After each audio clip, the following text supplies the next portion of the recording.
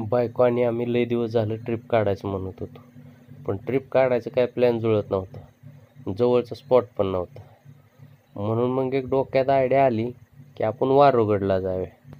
मग आम्ही दोघं वारुगडला गेलो आणि वारुगडाला तिथं प्रसाद वगैरे घेऊन आम्ही पायऱ्या चढायला लागलो. पायऱ्या चढत असताना हे मध्येच एकदम टप्पा येतो. तर हाय मित्रांनो, मला इथं मोह आवरला नाही म्हणून मी स्वतः सेल्फी घेतला आणि पुन्हा चढायला लागलो.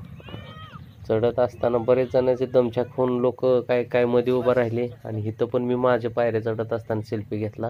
ही किल्ल्याचा बाहेरचं सगळं हे आहे, बुरुज वगैरे, आणि ही बाहेरचं लोकेशन. इथून पलटण वगैरे खूप जवळ दिसतं.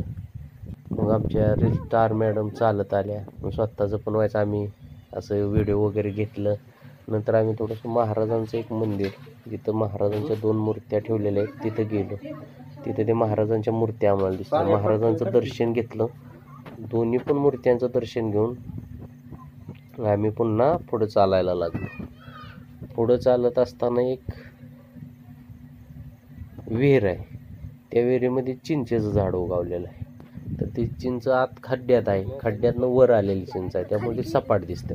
तर तिथं पण मी माझा एक व्हिडिओ छोटासा घेतला. नंतर असं एक चाक दिसलं, तिथं भले मोठे नारळ फोडून ठेवल्यात. पुढं परत पाण्याचा टाक दिसला आणि हे तिथलं एक भव्य दिव्य वडाचं झाड. परत पुन्हा अजून मी काहीतरी गुणगुणत माझा एक सेल्फी घेतला आणि तिथंच एक छानसं असं फुलाचं झाड दिसलं. त्या फुलाच्या झाडाचा पण मी फोटो काढून व्हिडिओ काढला.